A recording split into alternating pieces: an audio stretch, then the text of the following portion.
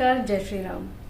आप सभी के अनुरोध पर, आप सभी के कहने पर आज एक कुंडली विश्लेषण को लेकर आपके सामने उपस्थित हूँ। कुंडली विश्लेषण के लिए जो कुछ जरूरी जानकारी हमारे पास होनी चाहिए उसको लेकर चलिए आज इस कुंडली का अध्ययन करते हैं। इनके प्रश्नों के उत्तर ढूंढने की कोशिश करते हैं। आप सभी जो ज्योतिष के जानकार हैं उन सभी का स्वागत है कमेंट सेक्शन में भी। यदि मुझसे कुछ चीज छूट रही हो या कुछ ऐसी चीज जो आपकी निगाह में आ रही हो, कमेंट सेक्शन में आप मुझे भी जरूर बताइएगा। चलिए शुरू करते हैं। ये कुंडली है एक जातिका की जिनका जन्म हुआ है 23 सितंबर 1986। मुख्यतः 3 इनके प्रश्न हैं कि इनका वैवाहिक जीवन, इनके कार्यस्थल पर इनका फ्यूचर आगे कैसा रहेगा और इनका मन बहुत अशांत रहता है, बहुत बेचैनी महसूस करती हैं। सब कुछ ठीक ठाक होते हुए भी मन हमेशा अशांत है इनका।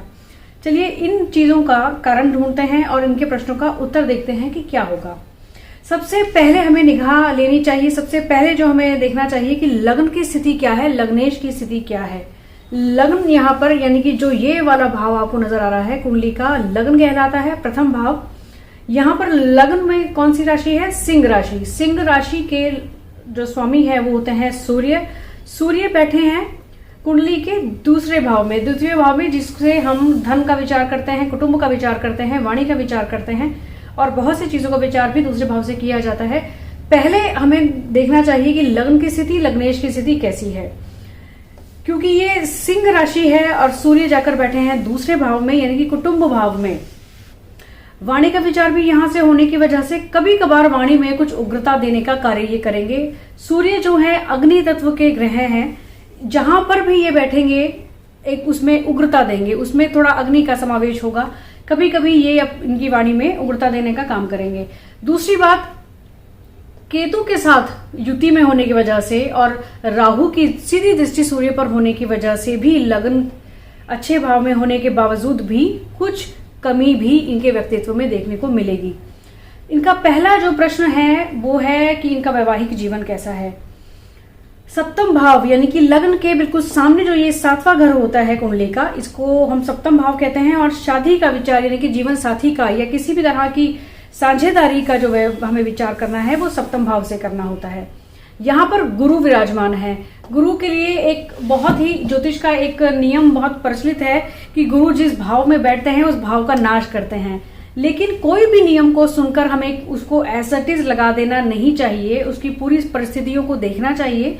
उस ग्रह की क्या स्थिति है, उसकी डिग्री कितनी है, अंश कितने बल पर बैठे हैं वो और किस नक्षत्र में बैठे हैं, जो राशि है उस राशि स्वामी का उसकी क्या स्थिति बनती है। यहाँ पर इन सभी बातों को विचार करके किसी भी नियम को देखकर प्रेडिक्शन आपको करना चाहिए।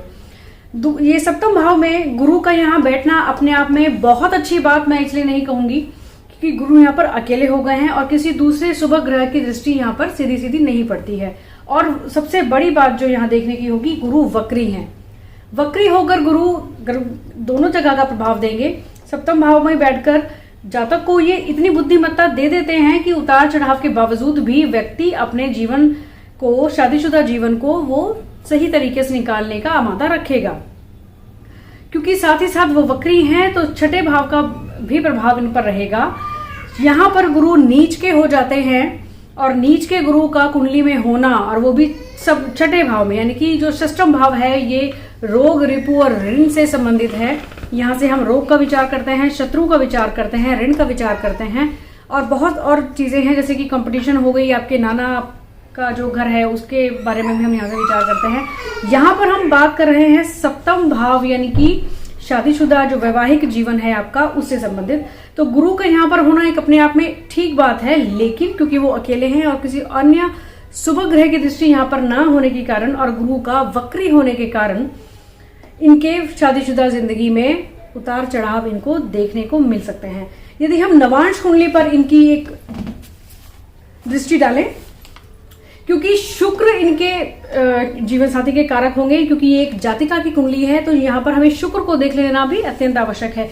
शुक्र तीसरे भाव में बैठकर लेकिन स्वग्रही हैं यानी कि तुला राशि में शुक्र अपने ही घर में बैठे, अपनी ही राशि में बैठे हैं तो स्वग्रही हो गए और सीधी दृष्टि इनकी भाग्य स्थान पर होने की वजह से इनको जो वैवाहिक जीवन में उनको कुछ ये इनको सहायता सपोर्ट कर सकते हैं और जितनी भी ये जो वैभवता है जीवन के अंदर उसको ये प्रदान करेंगे।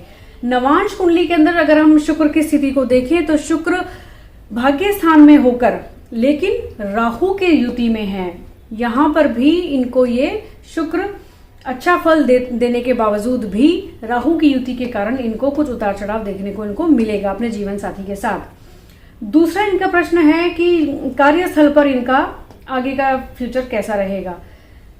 दशम भाव यानी कि जो हम अपने कार्यस्थल के बारे में विचार करते हैं कुंडली के दशम भाव से, यहां से आप अपनी नौकरी इत्यादि जो भी आप करते हैं उसका विचार करते हैं। यहां पर चंद्रमा का होना और वो भी उच्च का होकर, वृषभ राशि के अंदर चंद्रमा उच्च के हो जाते हैं और वृषभ राशि में चंद्रमा का दशम भाव में बैठना ये अपने आप में एक बहुत अच्छी बात है। लेकिन यहाँ विचारणीय तथ्य क्या है, चंद्रमा जल तत्व के ग्रह हैं और इनका जो स्वभाव है वो है उतार और चढ़ाव, कभी घटना कभी बढ़ना। कार्यस्थल में इनको ये कभी उतार और चढ़ाव की स्थितियां दिखाते रहेंगे और इनका जो मन अशांत रहता है उसका सबसे बड़ा कारण शनि का चतुर्थ भाव में बैठ जाना। शनि का चतुर्थ भाव में बैठ जाना यानी कि कुटुंब में हमेशा कलह की स्थिति का बनाए रखना। शनि की सीधी दृष्टि चंद्रमा पर होना यानी कि विष योग का निर्माण भी यहां पर हो जाता है और चंद्रमा और शनि यदि युति में हो या शनि की कहीं से भी दृष्टि चंद्रमा पर पड़ जाए तो ये विष योग का निर्माण हो जाता है और मन को हमेशा सदैव अशांत रखने का कार्य शनि यहाँ पर कर देते हैं। कुटुंब में सदा कलह की परेशानी इनको बनी रहेगी। इनका जो पहला प्रश्न था कि वैवाहिक जीवन कैसा रहेगा, यहाँ शुक्र की स्थिति को हमने देख लिया, गुरु की स्थिति को हमने देख लिया। यहाँ कुटुंब में यदि हम देखें तो कलह की स्थिति का हमेशा निर्माण हो रहा है। यदि हम इनके ससुराल पक्ष को देखें, यहाँ पर राहु का होना ये भी इस ओर संकेत करता है कि ससुराल पक्ष से इनको ज्यादा सपोर्ट नहीं मिल पाएगी। और राहु का क्योंकि सीधी दृष्टि सूर्य पर होना जो कि इनका लग्नेश भी है, यहाँ पर इनको ये परेशानी का सूचक बन जाता है। सूर्य का केतु की युति में होना और यदि नवांश कुंडली में भी हम सूर्य को देखते हैं तो उनकी स्थिति अष्टम भाव में हो जाती है। नवांश में सूर्य जो है अष्टम भाव में बैठ गए, इसका अर्थ ये होता है कि सूर्य क्योंकि लग्नेश भी है लग्न कुंडली में और नवांश में वो अष्टम भाव में चले गए हैं तो इनके आत्मविश्वास को भी ये कभी कभी डगमगा सकता है। इनको बहुत अच्छी जानकारी होने के बावजूद भी, क्योंकि गुरु सीधा लग्न को देखते हैं, ये बुद्धिमान होते हुए भी अपना कभी कभार जो इनका कॉन्फिडेंस है ये कभी कभी उसको लूज कर सकती हैं। कभी इनको लगेगा कि मुझे शायद इतनी जानकारी नहीं है जितना इनको है। दूसरी बात, सूर्य क्योंकि केतु की युति में है और राहु की सीधी दृष्टि है और नवांश कुंडली में सूर्य अष्टम भाव में आ जाते हैं तो इनको पिता से जो सुख होना चाहिए, जो पिता से इनको सपोर्ट मिलनी चाहिए, उसमें भी ये कमी का कार्य करेगा। ये इस प्रकार की ये स्थितियां यहाँ पर निर्मित हो जाती हैं कि कार्यस्थल में इनका मन सदैव रहेगा लेकिन उतार चढ़ाव के साथ रहेगा।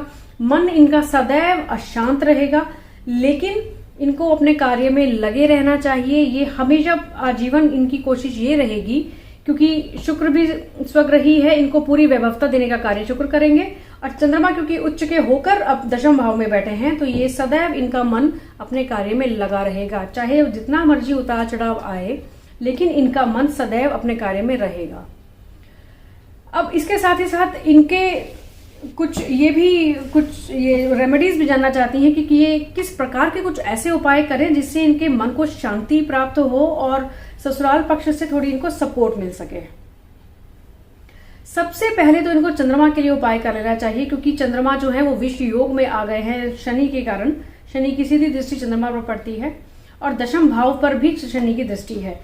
सबसे पहली बात, इनको मंगल से संबंधित यानी कि जो हनुमान जी की उपासना इनको कर लेनी चाहिए। शनि का सबसे अच्छा उपाय है आप शनि आराधना कीजिए, हनुमान उपासना कीजिए। चाहे आप हो सके तो हनुमान जी के दर्शन करने के लिए मंदिर जाइए, मंगलवार शनिवार को जा सकते हैं। प्रतिदिन नित्य आप अपने घर पर ही हनुमान चालीसा का पाठ कर सकते हैं। शनिवार के दिन आप सुंदरकांड का पाठ कर सकते हैं और शनिवार को संध्या के समय में, कभी भी दिन के समय नहीं बट संध्या के समय आपको शनि मंदिर जाना चाहिए, उनको तेल अर्पित करना चाहिए। चंद्रमा के लिए आपको ये कर लेना चाहिए कि सोमवार के सोमवार आप शिवालय जाइए, यानी कि शिव जी पर दूध अर्पित कीजिए, जल अर्पित कीजिए। यथासंभव जितना आपसे हो सके आप शिव जी पर कोई भी व्हाइट जो सफेद वस्तुएं होती हैं, ज्यादातर दूध या जल आप उन पर अर्पित कीजिए। इससे आपके चंद्रमा को बल मिलेगा।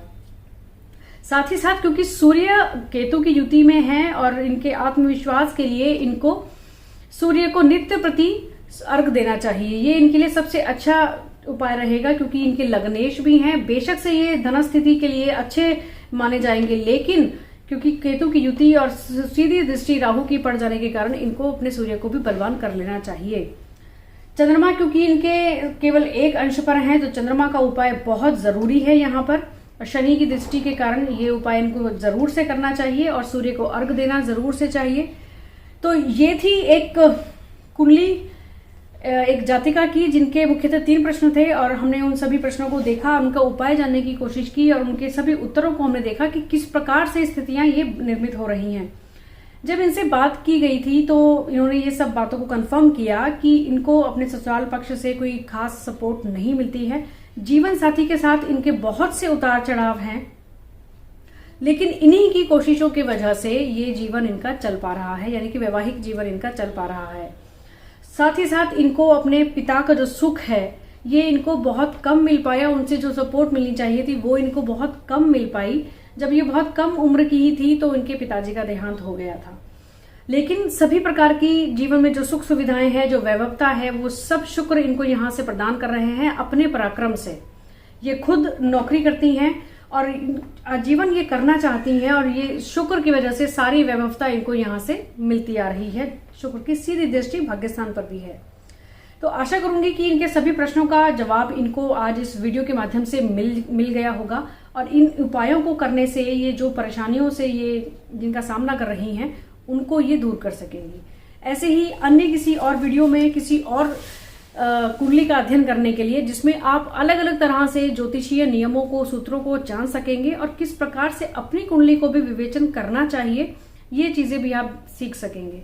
तो मिलते हैं किसी और अगले वीडियो में। तब तक के लिए आप सभी अपना ध्यान रखिए। नमस्कार।